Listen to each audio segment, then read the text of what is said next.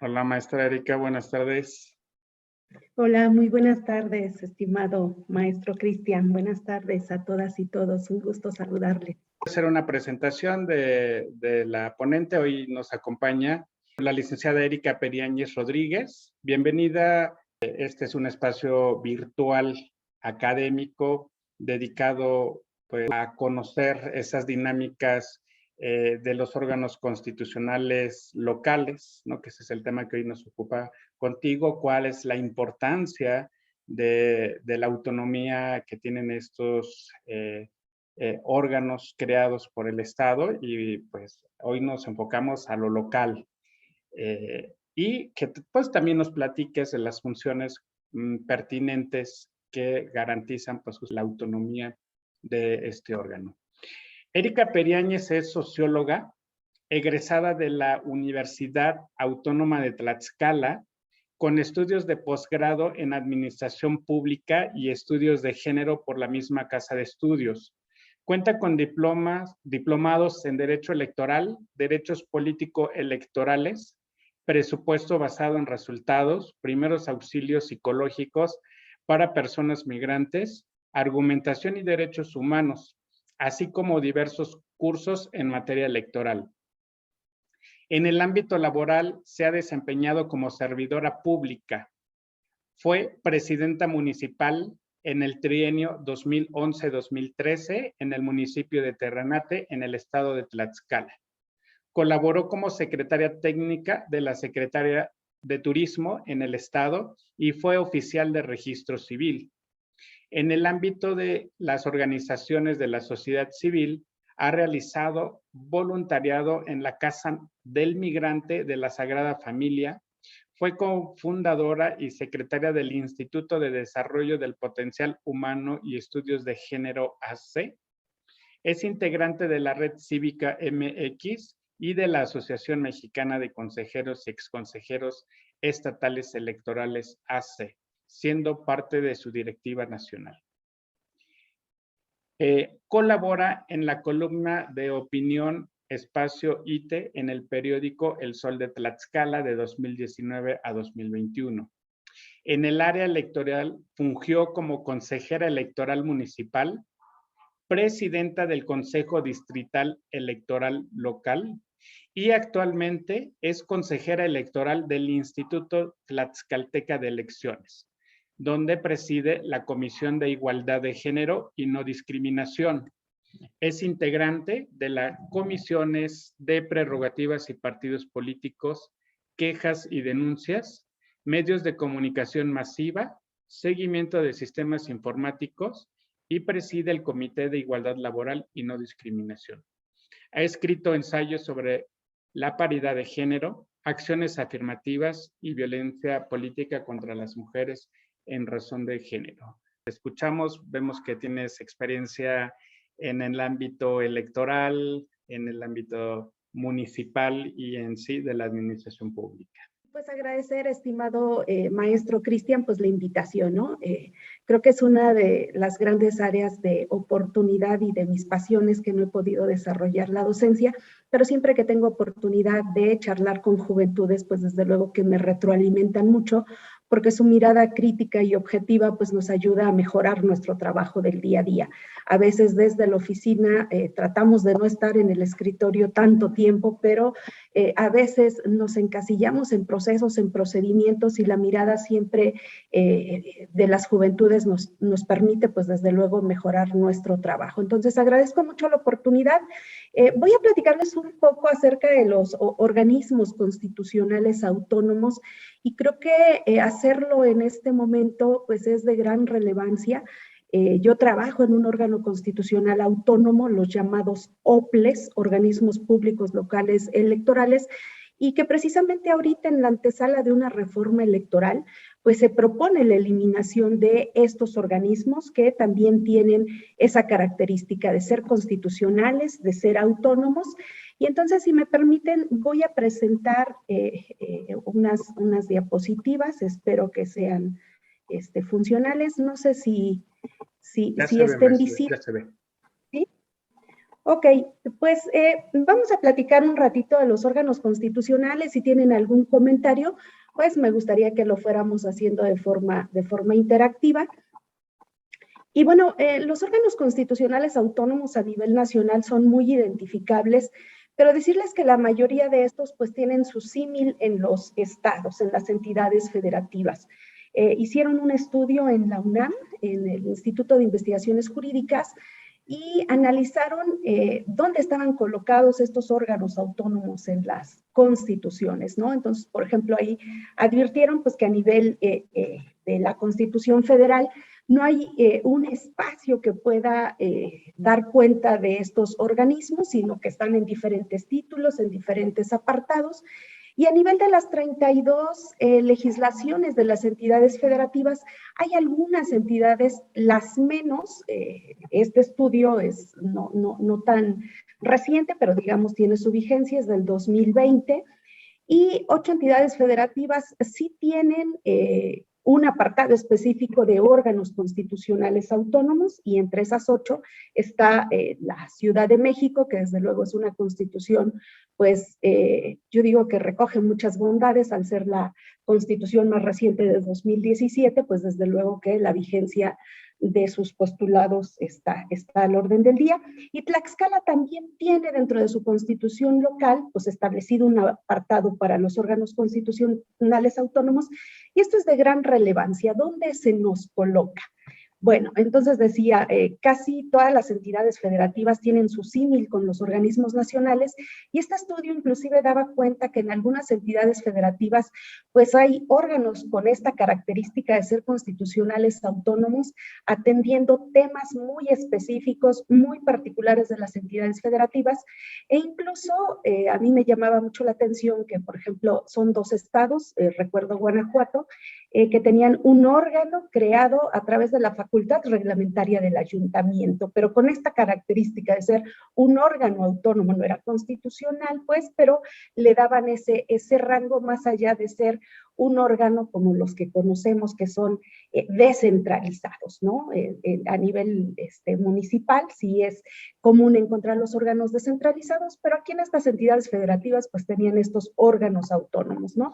Entonces llama la atención que desde un orden de gobierno, pues el que decimos más cercano a la ciudadanía, pues se visibilice la atención de temas muy particulares, porque los órganos constitucionales autónomos pues tienen ciertas características, ¿no?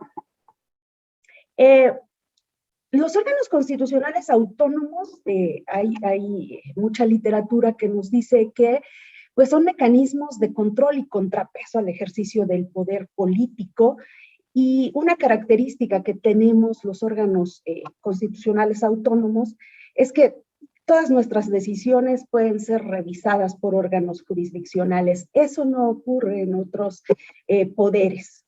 En algunos sí, ciertas materias, pero las actividades de los órganos constitucionales autónomos, todas las decisiones pueden ser revisadas, y aparte, desde luego, que pues estamos sujetos a todos los mecanismos de control de todos los entes públicos, ¿no? Hablando, por ejemplo, del tema de fiscalización, ¿no?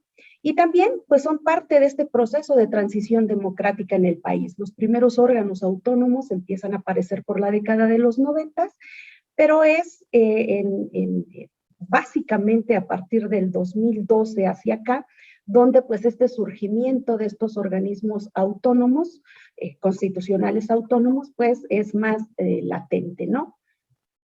La Suprema Corte de Justicia de la Nación nos dice que estas OCAS, les dicen así por su abreviatura, ¿no? Los OCAS, pues es la necesidad de hacer más eficiente la función del Estado, y es un modelo que trasciende la noción de esta división tradicional de poderes, ¿no? Del poder ejecutivo, el poder legislativo, el poder judicial, porque estos órganos están en paridad, pues a nivel de la Constitución, en el mismo rango que estos otros poderes, ¿no? Y pues una característica es que deben de tener una garantía de independencia, ¿no? Pues estos organismos constitucionales nos dicen que una de sus características es por la competencia. Voy a hacer un ladito acá que no no recuerdo ver. Bueno, las características por la competencia para ejercer el grado supremo, un complejo de funciones públicas, y pues desde luego que son idóneos para frenar, controlar, equilibrar a otros órganos con responsabilidades igualmente supremas. Por lo tanto, la Constitución los coloca al menos en un lugar de relativa igualdad e independencia con los otros poderes, ¿no? Ya decíamos que no todos tienen su ubicación en las constituciones locales o en la Constitución federal en el mismo grado, pero bueno, todos, eso sí, tienen base constitucional, ¿no? Pedro Salazar nos dice que pues estos organismos son los que actúan con independencia de sus decisiones y estructura orgánica, y bueno, pues son depositarios de funciones estatales que se busca desmonopolizar, especializar, agilizar, independizar, y pues obviamente para transparentar ante la sociedad, ¿no? Les platicaba de este estudio del Instituto de Investigaciones Jurídicas, y hace un estudio interesante respecto de los órganos constitucionales y los diferentes grados de autonomía que hay en ellos, ¿no? Algunos tienen autonomía de gestión, autonomía financiera, autonomía para tomar decisiones, autonomía patrimonial, no todos en el mismo grado, pero es interesante pues que desde esta base constitucional que tienen, pues sí se pueda, digamos, desde luego respetando la libertad configurativa, pues sí establecer como esta autonomía con estándares mínimos, porque pues a nivel local hay una diversidad de texto constitucional, llevan a cabo funciones esenciales del Estado moderno y no están adscritos ni subordinados a otro poder del Estado, pero ya lo decíamos, sus actos y resoluciones pueden estar revisados, ¿no? Creo que en la actualidad hay una narrativa de esta posible duplicidad de funciones que puede haber entre las actividades que se realizan de manera cotidiana en las dependencias de la administración pública, tanto federal como en las entidades federativas, y la duplicidad que hay con estos organismos constitucionales autónomos, ¿no? No es tan simple como eso. Estos organismos ahorita, como veremos, son inclusive tutelan derechos humanos, y eso pues les da otra característica, además de que pues todos los organismos constitucionales autónomos se han desprendido de labores que antes desarrollaba el Poder Ejecutivo, y es ahí donde está su contrapeso. Siguiendo, voy a poner algunas definiciones de las características, más bien comentar algunas características de diferentes fuentes, pero coinciden en cosas comunes, ¿no? Deben estar establecidos directamente en la Constitución, deben de atender funciones primarias u originarias de los estados, y que requieren ser eficazmente atendidas en beneficio de la sociedad. Al menos eso se pretende, pues, que estos órganos constitucionales que tenemos actividades de primera importancia establecidas desde el orden constitucional, pues que a la hora de hacer una rendición de cuentas, efectivamente estos servicios se traduzcan en beneficios, y debe de haber una relación de coordinación con los diferentes órdenes, poderes del Estado, porque el hecho de tener una independencia, pues, no los hace apartes, es parte del mismo Estado, pues, y deben de contar con autonomía e independencia, ¿no? Y creo que hay dos cuestiones fundamentales en su funcionamiento y en su tema financiero, ¿no? El tema presupuestal, que ahorita también es algo que está puesto a revisión, ¿no? Hasta dónde el costo de estos organismos autónomos, cómo se podrían reducir costos, y en ese sentido también algo que está, yo les comento, ¿no? Nuestra experiencia desde los OPLES, llamados OPLES, que al no tener esta independencia financiera, sí te hace que cada ejercicio presupuestal pues estés de alguna manera teniendo que acercarte con el Poder Ejecutivo, la titularidad del Poder Ejecutivo, pues para solicitar ampliación presupuestal, y este tipo de relación creo que puede ir mermando la autonomía que en estos casos llegaran a tener esa característica, ¿no? García Pelayo nos dice que deben de estar configurados en la Constitución, son esenciales en el esquema de la división de poderes, participan en la dirección del Estado y tienen paridad de rango con los otros poderes y son autónomos. Aunque ya decía, los grados de autonomía pues son diversas, ¿no? Roldán Chopin nos dice que hay diferentes razones por las que nacen estos organismos, ¿no? La más recurrente es la razón técnica, ¿no? Son funciones especializadas y que en ese sentido, pues quien acceda a estas funciones especializadas, pues desde luego que debe de tener una expertise en la materia, pero también Roldán Chopin nos dice que surgen por las razones político-administrativas y por coyunturas políticas determinadas. Y en ese sentido, pues se hace una reflexión, por ejemplo, de que en los 90, pues los primeros órganos constitucionales que surgen, pues es el INE, la Comisión Nacional de Derechos Humanos, por ahí en el 2008 el INEGI, pero en realidad después del Pacto por México hay una fuerte oleada de la creación de organismos constitucionales autónomos y que obedecen a esta coyuntura política, ¿no? La creación del Pacto por México, las reformas estructurales y en función de eso, pues se prioriza que el Estado debe el Poder Ejecutivo perteneciente al Estado debe de delegar esas determinadas atribuciones con órganos especializados y técnicos, ¿no? También una clasificación que nos hace este mismo estudioso, pues, dice que se pueden clasificar los órganos constitucionales autónomos en función del control, el control de la función gubernal administrativa, y entonces ahí dice que ahí entra la Comisión Nacional de Derechos Humanos, el INAI, el Instituto Nacional de Evaluación Educativa y el CONEVAL, ¿no? También nos dice que se puede clasificar de acuerdo a la generación y sistematización de la información gubernamental, ahí coloca el INEGI, a las funciones públicas generales, hace esta primera clasificación de funciones públicas generales y ahí pone al Banco de México, al INE y a la Fiscalía General, y aquellos OCAS que hacen regulaciones económicas, ¿no? Como la COFESE, el Instituto, el INAI y el IFE, y a mí me gusta esta otra clasificación que se hace de aquellos organismos constitucionales autónomos que tutelan derechos humanos.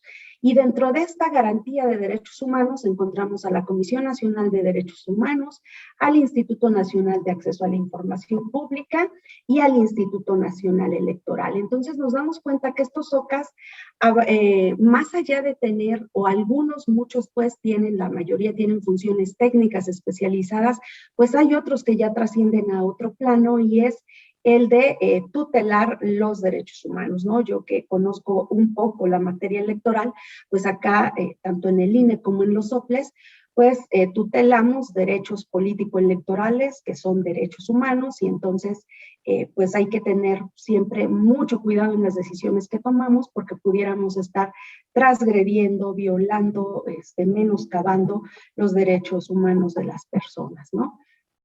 Entonces, un poco recapitulando, pues en los OCAS es un replanteamiento de la función del Estado, específicamente del Poder Ejecutivo, porque decíamos que estas funciones, estas atribuciones vienen específicamente del Poder Ejecutivo y pues se manejan como contrapesos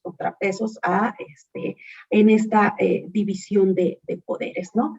Bueno, platicando antes de entrar a los órganos constitucionales autónomos, yo quisiera hablarles un poco de donde tengo experiencia, que es en la materia electoral y que tiene la característica de ser órgano constitucional autónomo, al menos aquí en Tlaxcala sí está definido en nuestra Constitución en ese apartado de órganos constitucionales. Y bueno, el INE, que es nuestro, digamos, ahora a partir del 2014, con esta reforma constitucional que hubo, pues se creó un nuevo modelo electoral, ¿no? Entonces, el INE como órgano constitucional autónomo, en el 90, bueno, pues se crea el IFE, el extinto IFE. En el 96 también, a través de una reforma al artículo 41 constitucional, pues se reforzó la autonomía e independencia del IFE, ahí empezamos a tener consejerías ciudadanas, y en el año 2014 cambia el modelo electoral y el órgano constitucional autónomo pasó a llamarse INE, y esto lo vincula ahora con los llamados organismos públicos locales electorales, que a mí no me gusta mucho ese nombre, porque no solo hacemos elecciones, la gente nos identifica por hacer elecciones, pero hacemos mucho más allá que hacer elecciones, y ya lo decíamos, por ejemplo, el tutelar derechos humanos, ¿no? La narrativa que hay es que en este sistema nacional electoral hay mucha duplicidad de funciones, ¿no?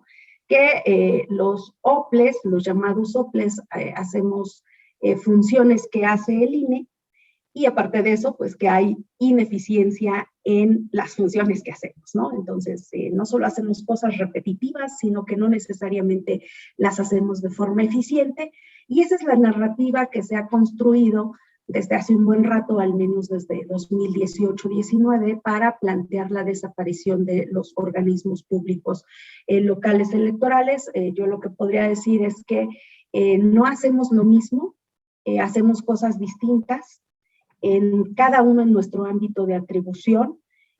Por ejemplo, el INE tiene encomendado para los procesos federales y locales la capacitación electoral, la geografía electoral, la ubicación de casillas y la designación de todas las personas. No sé si alguna o alguno de ustedes ha tenido oportunidad de participar en algún proceso electoral, pero la cantidad de ciudadanía que se requiere para poder realizar una elección es mucha, y entre ellos, pues las personas que participan en el día de la jornada electoral, ahí como funcionarias y funcionarios de casilla, pues desde luego que es muchísima, ¿no? También el INE, una de las cosas por las cuales se hizo este nuevo sistema nacional electoral, se dijo que al converger en un modelo híbrido, pues se buscaba que los OPLES realizaran dos cosas. Primero, que profesionalizaran las elecciones, y segundo, se quitara la injerencia de los poderes de los estados para la toma de decisiones, ¿no? Entonces, al INE se le quedó pues toda esta normativa para que ellos regulen y dicten directrices para alineamientos, criterios, formatos en diferentes temas, el programa de resultados, el programa de resultados electorales preliminares, encuestas, conteos rápidos, sondeos de opinión, producción y materiales, y todo esto, si bien es cierto que están los formatos y las directrices del INE, las que lo realizan pues son los OPLES, y desde luego tiene una función de fiscalización de los ingresos y egresos de partidos políticos, ¿no? Pero los OPLES realizamos también muchas otras actividades. Entre ellos les comento muy rápido. Espero no estar siendo, al ser específica en la actividad en la que yo tengo un poquito más de acercamiento, espero que resulte de interés para ustedes, y sobre todo porque ahorita es un tema yo diría que está sobre la agenda pública, sobre la discusión pública, ¿no? Entonces, los organismos públicos locales, pues, nosotros entregamos las prerrogativas a candidaturas, partidos políticos, y tenemos encomendada una actividad que no es menor y que hace falta sumar todo un andamiaje institucional para poder fortalecer, y es el tema de la educación cívica.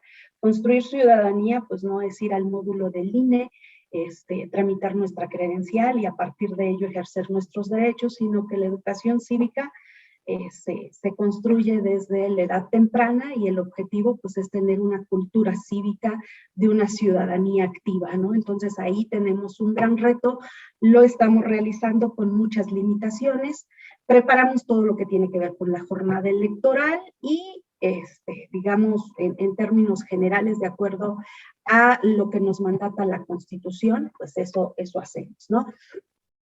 Ya de forma concreta, nosotros en la Constitución pues tenemos como fines el contribuir al desarrollo de la vida democrática del Estado, garantizar la celebración libre, auténtica, periódica de las elecciones. Si ustedes han participado en algún proceso electoral, seguramente sabrán que la gente se identifica mucho, o al menos así lo percibo yo, con sus autoridades más inmediatas, las autoridades locales, y desde luego ustedes que son estudiosos de la administración pública, pues todos los servicios primarios que recibe la ciudadanía, pues ellos visibilizan al orden de gobierno municipal, ¿no?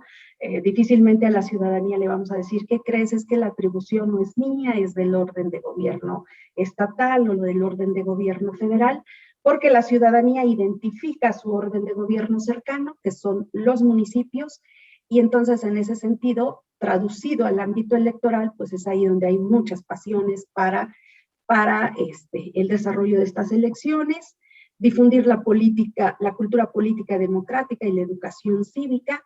Y también hacemos el tema de no solo de procesos electorales, decía yo al inicio, sino de estos procesos de consulta ciudadana, ¿no? Los diferentes mecanismos de participación ciudadana, que por cierto ustedes acaban de pasar un proceso, no recuerdo, pero tiene poquitos días, que ustedes hacen ahí la elección de sus COPACOS, las comisiones de participación ciudadana, y este mecanismo bien interesante que es el presupuesto participativo, ¿no? Y esto es un mecanismo de participación ciudadana, entre muchos otros. Nosotros ahorita estamos aquí en el instituto difundiendo mucho un mecanismo que se llama Voz Ciudadana en el Cabildo, y bueno, pues en esas andamos, en los mecanismos de participación ciudadana, y pues todo esto que tiene que ver con los derechos humanos. Aquí puse nada más de la paridad de género y la violencia política, pero pues desde luego de toda la diversidad de la sociedad. Fue muy grato ver en este reciente pasado proceso electoral, pues las diferentes acciones afirmativas, ¿no? Bueno, entonces, retomando un poco, pues, los organismos públicos, los organismos constitucionales autónomos, hablando de temas electorales, pues el planteamiento de reforma política que hay es en que digamos, se desaparezcan, se nacionalicen las elecciones, y en ese sentido, pues, comentar muy brevemente que muchas de las acciones y muchos de los derechos que se han logrado en el ámbito federal provienen desde lo local, ¿no? Pareciera que desde el ámbito federal lo que se hace, y coincido con ello, pues ya es garantizar la generalidad del derecho, pero estos derechos han nacido en el ámbito local, ¿no? En ese sentido, por ejemplo, el reconocimiento del derecho al voto activo y pasivo de las mujeres a nivel federal aparece en el 53, se garantizó en el 47 para las elecciones municipales, pero en algunas entidades federativas desde el 24 tenemos derechos político-electorales para las mujeres. Algunas entidades se adelantaron 30 años, ¿no? El tema de la urna electrónica, el tema de la participación y representación política de las y los residentes en el extranjero. Este es un tema bien interesante. La Ciudad de México ya tuvo en la Constitución se integró el derecho a participar, y no solo a participar, sino a tener representación de la población que por alguna razón sale del país. Y hubo una fuerte discusión hasta dónde el alejarte de tu país te hace perder los derechos político-electorales, que son derechos humanos. Entonces, ese tema surgió en las entidades. Zacatecas es una entidad que tiene ya mucho camino recorrido, tienen más de 2, 3 décadas ahí garantizando este derecho. Las candidaturas independientes que aparecieron en el 2014, yo les cuento, aquí en Tlaxcala tenemos una figura muy peculiar, que son las presidencias de comunidad, y las candidaturas ciudadanas las tuvimos en el 2000, hace más de 20 años, ¿no? Entonces, este es un tema, no solo apareció en Tlaxcala, también en otras entidades federativas. La credencial para votar con fotografía, pues es un tema local. La paridad en la postulación, que haya la misma cantidad de hombres y mujeres, pues fue un tema local. Aquí Tlaxcala en el 2008 lo tuvimos, a nivel federal aparece en el 14. La paridad en la integración, fíjense que eso ya está muy trabajado. Inclusive en algunas entidades federativas ya está legislado, no importa los resultados que nos den los procesos electorales, en aquellas figuras de representación proporcional se podrá hacer el cambio en las listas de prelación para obtener una integración paritaria, el tema de la violencia política contra las mujeres, las acciones afirmativas, y me estoy centrando en esto porque pareciera que la desaparición de un órgano constitucional autónomo pudiera ser una decisión poco relevante, poco trascendente si nos vamos con un criterio.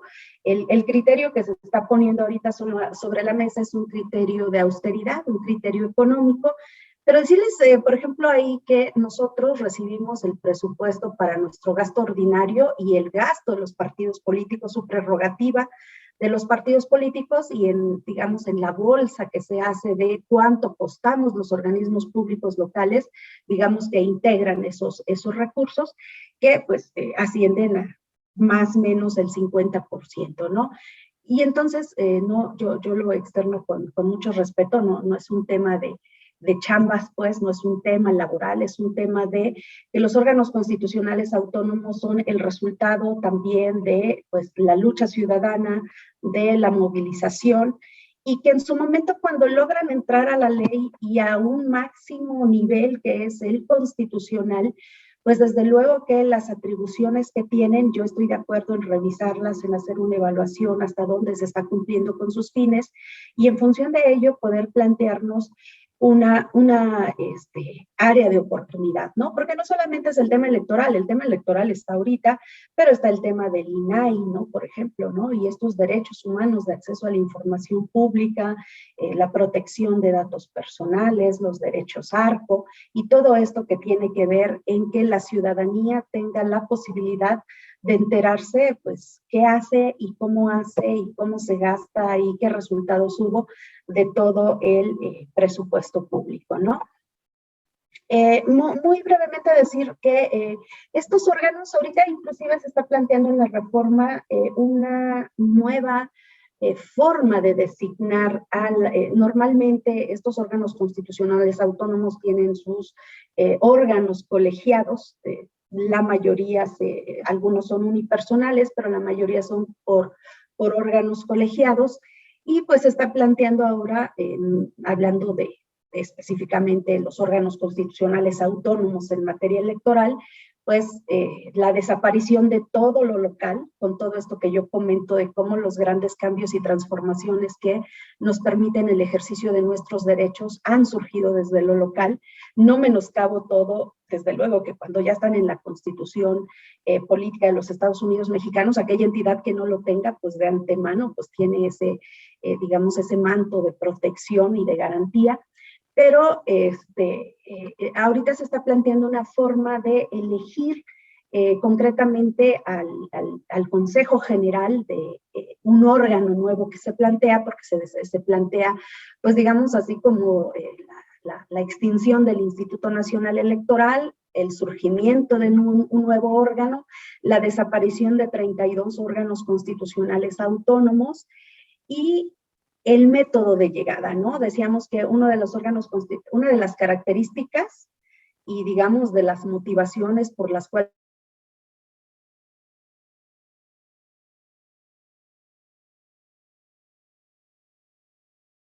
ahorita, al menos como está diseñado el modelo para estos 32 órganos constitucionales autónomos que son los soples, pues nuestro método de llegada es a través de una convocatoria pública. Nos designa el Instituto Nacional Electoral, ¿no? Decirles así muy rápido, nos hace un examen de conocimientos el Ceneval, nos hace un ensayo, nos califican un ensayo, 3 sinodales de alguna institución educativa, ha participado el CIDE, a mí me tocó el Colmex, y creo que últimamente los está haciendo el Colmex también.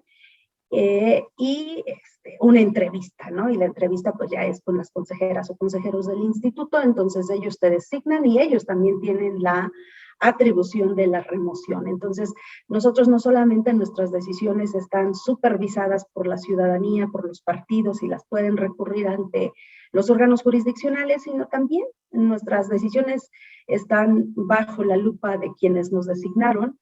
Y decirles, por ejemplo, ahorita que inició el proceso de Hidalgo, hace poco destituyeron a la consejera presidenta y a un consejero ahí del INE por un tema que a ojos del INE pues no se desarrolló con la exhaustividad debida, ¿no? Entonces, así es el procedimiento. Ahorita hay 7 consejerías y para el INE se está planteando pues la reducción de 11 a 7 y se está planteando también pues que la elección tanto de consejerías del INE como de los órganos jurisdiccionales electorales, en este caso la Sala Superior del Tribunal, se puedan hacer a través de mecanismos de voto directo, ¿no? De voto directo, ahí es un mecanismo que se está proponiendo y, bueno, pues podemos tener diferentes puntos de opinión respecto de este tema. Y entonces, bueno, ¿cuáles las áreas de oportunidad que yo hoy Maestra Erika, una pregunta, perdón. Sí. ¿Cuál es el mecanismo para que un consejero nacional en el INE cubra una vacante? ¿Cuál es ese proceso? Porque en el Estado el INE designa a los consejeros estatales con las características que mencionas, pero a ellos, a los nacionales, ¿cómo es ese proceso de designación?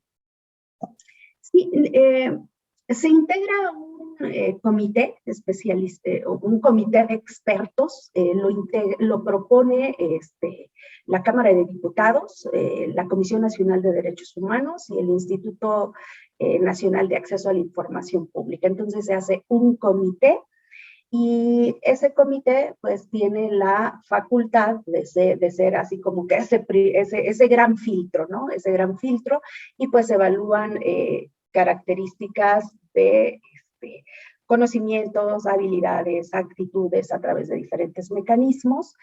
Y ya cuando este Comité Nacional de Evaluación hace un primer filtro, por cada espacio se debe de hacer la propuesta de una quinteta, y entonces esas quintetas ya pasan a la cancha política, que es la Cámara de Diputados, pero digamos que esas quintetas ya llevan un filtro técnico. Entonces, ese filtro técnico está compuesto por 3 áreas: el Poder Legislativo, la Comisión Nacional de Derechos Humanos y el Instituto Nacional de Acceso a la Información Pública. Ya después de que hacen una presentación, hacen un ensayo, tienen una entrevista y una serie de evaluaciones, y pasan al terreno ya de la Cámara de Diputados, y ya en ese terreno, pues ya se eligen a las consejerías, ¿no?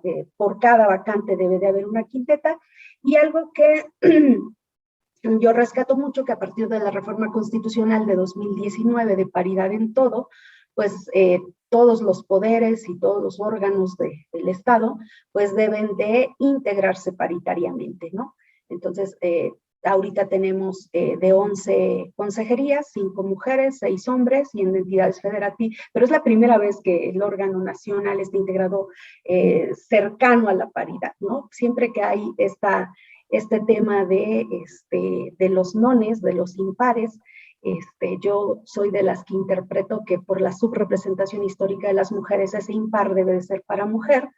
Pero bueno, pues la interpretación que se ha hecho es que la paridad es lo que más se acerque, ¿no? Entonces, lo que más se acerque, pues es este impar, pues no necesariamente es para las mujeres, y así se designan. Antes en los estados había suplencias, ¿no? No, ahora no hay suplencias, y hay una vacante, se hace nuevamente el concurso público y se designan estas consejerías. En el INE la temporalidad es de 9 años, en los OPLES es de 7. La propuesta ahorita de reforma electoral, al menos la que presentó el presidente de la República, es que tengan una duración de 6 años y que sean electos a través de voto popular. Yo le veo una complejidad, y ustedes que son estudiosos de los procesos de acceso, pues la verdad es que irte a una campaña política pues implica tener bases en tierra, ¿no? Estas estructuras de las que se hablan, y esas estructuras las tienen los partidos políticos.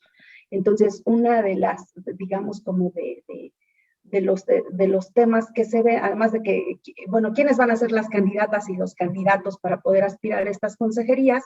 Pues nos dice la propuesta que lo podrán proponer, habrá 60 candidaturas, 20 propuestas por el Poder Ejecutivo, 20 por el Legislativo, y las otras 20 por el Poder Judicial, y para las magistraturas pues serán 30, ¿no? 10 Ejecutivo, 10 Legislativo, 10 Judicial.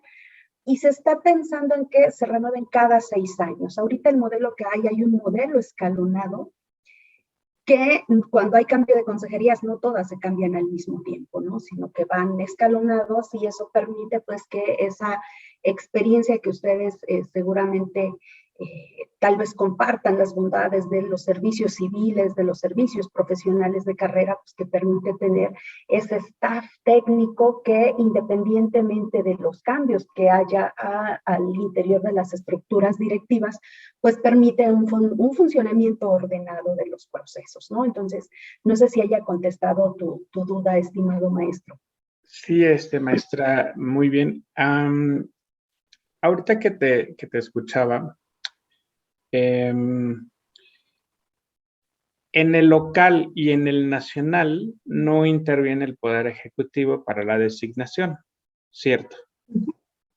Que justamente esta omisión, ¿no?, del Ejecutivo en la decisión de nombramiento, pues es lo que garantiza que sea una autonomía, ¿no? Es una característica de los OCAS, ¿no? Entre menos intervenga el Ejecutivo, garantizamos más esta autonomía.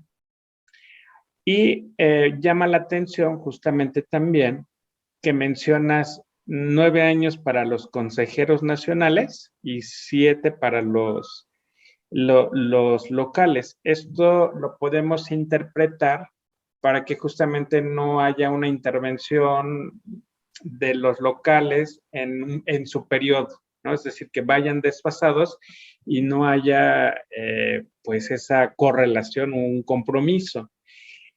Esto en la nueva reforma que nos mencionas, que es una reforma, es una propuesta que no sabemos por dónde vaya a dar, vulnera justamente la autonomía, ya no van a ser órganos autónomos. ¿Qué pasaría? ¿Cuál es tu visión respecto a esta reforma? ¿Es viable o no viable para el contexto jurídico, político, social en el que hoy vivimos en nuestro país, ¿no?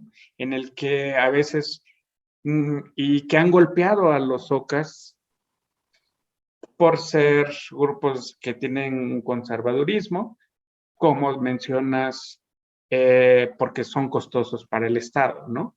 Pero justamente en clases hemos analizado que no solamente es tomar ese criterio, hay que ver justamente una dimensión de Estado, ¿no? Entonces, ¿cuál sería tu punto de vista, Erika, respecto a estos nuevos desafíos en materia de OCAS y electoral que tenemos y que pues justamente o fortalecemos la democracia, no la fortalecemos? Digo, son temas fundamentalmente de Estado y muy delicados todo este tipo de propuestas.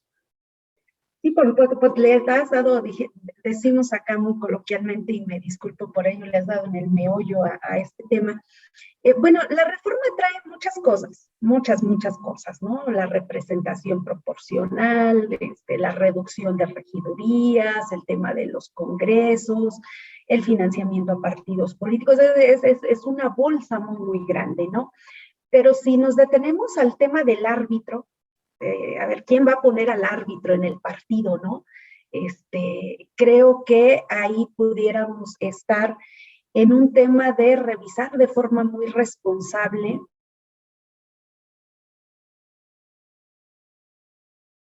un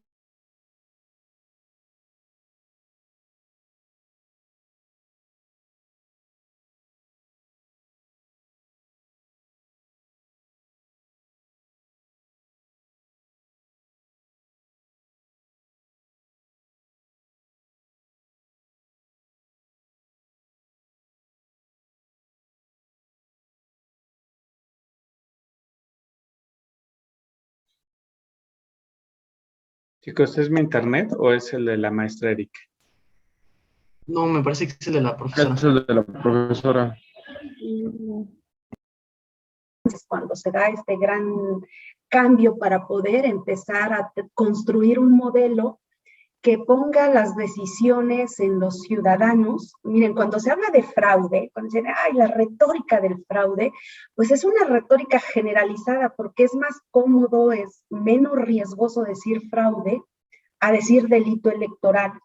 Porque si decimos los delitos electorales, puede ser que yo que estoy acusando de delito electoral los esté cometiendo. Entonces, si decimos fraude, pues es una retórica generalizada que creo que la gran área de oportunidad en el tema electoral sigue siendo buscar la equidad en la contienda. La equidad, si habláramos de candidaturas independientes, híjole, de verdad que ahorita estamos en la constitución de partidos políticos locales y no es salirme del tema, pero es ver estas áreas de oportunidad. Para ser un partido político local te piden el 0.26% del padrón, el 0.26. Y con ese 0.26 vas a tener derecho a financiamiento público, a posicionar una marca, a acceder a una candidatura, a representación proporcional, a tiempos de radio y televisión, a muchas cosas. Para que tú puedas ser candidato o candidata independiente, debes de tener el 3% del padrón electoral, o sea, más de 10 veces ese 0.26, ¿no? Entonces, se sigue buscando la equidad en la contienda, pero la equidad en la contienda pasa por una decisión fundamental y es que tengas un árbitro imparcial, independiente y que se apegue a estos principios rectores de la función electoral, ¿no? Entonces, creo que si nuestra gran apuesta desde el 77 fue sacar del poder al árbitro. Imagínense que antes los diputados calificaban sus elecciones, pues ¿cómo creen que las calificaban, no? Pues validaban, ¿no? Hoy no, hoy no, hoy es un órgano autónomo, hoy es un órgano ciudadano y ni el INE ni los soples son los consejeros. Nosotros en el pasado proceso electoral hubo acá en Tlaxcala más de 10,000 personas que participaron como funcionarias y funcionarios de casilla. Consejeros somos 7. Entonces es un tema ciudadano. Tuvimos 450 personas que fueron, integraron los consejos distritales y municipales que ahí se califica. Entonces llevamos 4 décadas y media tratando de construir un modelo que dé autonomía, que dé independencia y que permita que el árbitro pues sea imparcial, ¿no? Creo que ahorita yo veo un riesgo, y eso es algo que lo digo a título personal, no como consejera de este órgano constitucional autónomo, sino a título estrictamente personal, que pudiéramos correr muchos riesgos en la forma en la que se está planteando elegir a estas personas, ¿no? Digo, una campaña. Y la verdad, yo he tenido la oportunidad en un espacio geográfico muy, muy pequeñito de hacer una campaña electoral y la verdad es que ganar la voluntad ciudadana no, además no es algo que tú te presentes y digas, aquí estoy. La gente debe de conocerte. Yo logré digamos, ganar la elección en un segundo intento, ¿no? Y para eso pasaron 9 años y seguir haciendo ahí trabajo de gestión comunitaria, no sé, varias cosas. Hay varias puertas de entrada a la participación política, ¿no? Dentro de ellas está la gestión, varias cosas. Pero si vamos a poner a estos órganos, a las personas que van a presidir estos órganos a que se vayan a una elección, pues quien tiene las estructuras son los partidos políticos. Y segundo, pues de esas 60 candidaturas entre el órgano ejecutivo y legislativo, pues son las 2/3 partes de las candidaturas propuestas, ¿no? Entonces yo veo un riesgo a que el contendiente en el partido pues pueda poner al árbitro, ¿no? O incidir en el árbitro, ¿no? Creo que son temas, más allá de todos los retos que hay a nivel de una elección, creo que el tema del arbitraje se tiene que cuidar mucho y se debe de garantizar. Por eso el hecho de que no haya cuestiones presupuestales parece mínimo, pero no lo es, porque eso te lleva a mermar tu autonomía, el estar solicitando ampliaciones presupuestales, reuniéndote con el Ejecutivo, con el funcionariado, ¿no? Ahí de Hacienda, aquí en las entidades de lo que corresponda trae sus límites. Entonces, lo que hemos avanzado en 4 décadas y media puede ahorita estar, pues, en una antesala de un modelo donde lo que buscábamos era que el Ejecutivo sacar a las manos de los procesos electorales, y en eso hay mucho que hacer todavía, pero creo que esto que se propone está complicado desde quién va a proponer a las candidaturas y el método de elección, porque pues se habla de acceso a radio y televisión, y entonces quién te va a financiar la campaña, se va a privilegiar, se va a seguir privilegiando lo técnico o no. Es muy complejo, y se planea reducir de 11 a 7, también, no sé, poner las decisiones de estos accesos al poder en 7 personas, no sé. Digo, la cantidad a lo mejor se pueda discutir, pero sí los métodos de acceso son muy complejos, ¿no? Entonces, ya nada más para cerrar, yo veo áreas de oportunidad. Pues este tema ya lo hablábamos de la autonomía presupuestal. Creo que avanzar a un esquema de voto electrónico es importante.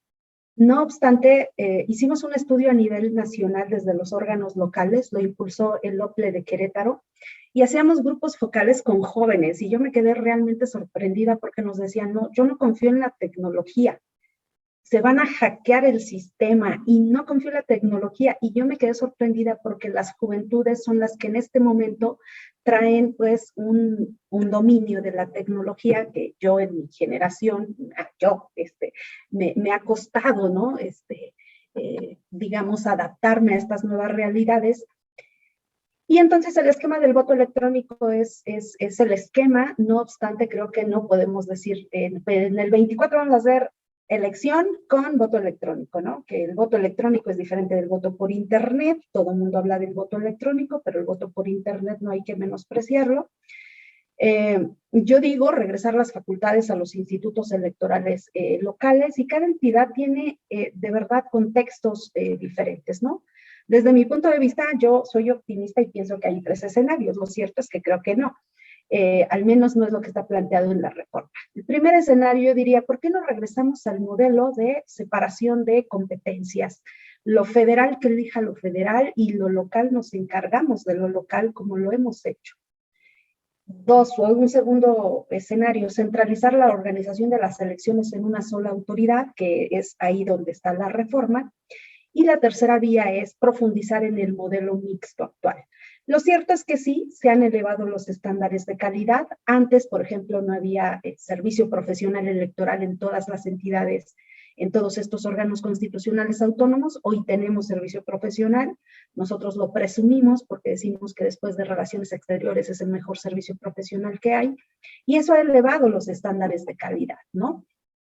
Los estados de estos órganos constitucionales, pues es una restricción presupuestal, una tensión política actualmente, y eso es muy complejo para que se desarrollen las tareas que les dieron origen constitucional. Pedro Salazar ve unos riesgos, dice, las reformas constitucionales pueden cambiar la naturaleza de los órganos constitucionales autónomos, y ahí está, ¿no? Que una mayoría desde la Constitución pueda reformar, ¿no?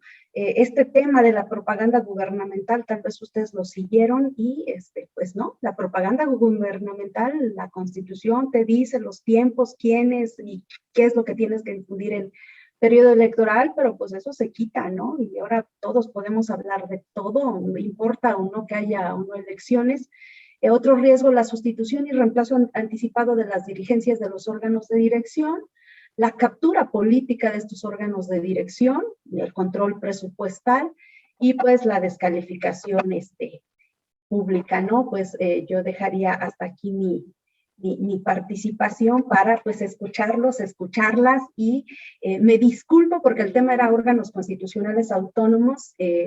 Yo trabajo acá en este órgano, nos dedicamos al tema electoral y de participación ciudadana, pero creo que este contexto puede ser reflejo de la discusión pública y política que en este momento no solamente los órganos electorales, sino en forma concreta los OCAS están puestos ahí a una revisión exhaustiva y con propuestas con esta retórica de que cuestan mucho y que hacemos funciones repetitivas que otras instancias ya hacen, pues se pretende pues su desaparición de algunos, ¿no? Jóvenes, muchísimas gracias por su tiempo, por su escucha. Un abrazo virtual y la verdad es que ha sido una tarde súper de mucha retroalimentación. Me voy con la energía la pila muy cargada y pues desearles mucho éxito en sus estudios y en su vida profesional, ¿no? La verdad que dedicarse al servicio público es una convicción y ustedes han elegido pues una carrera que habla mucho de la personalidad de todos ustedes, ¿no? Y es ver en el servicio ese medio a través del cual podemos cambiar realidades, por mínimas que sean nuestras acciones. Estoy convencida de que la transformación se puede lograr con pequeñas acciones que desde nuestro ámbito podamos realizar. Uno quisiera transformar todo de forma radical y rápida, pero eso no es posible. Hay un diseño institucional que a veces favorece, a veces no, pero creo que todos sí podemos hacer desde nuestro ámbito acciones que la vocación que tienen ustedes para el servicio público pues se pueda materializar. Un abrazote y muchas gracias, estimados alumnos y maestro Cristian, a ver si pronto coincidimos personalmente. Claro que tengan sí, bonita tarde. Abrazo.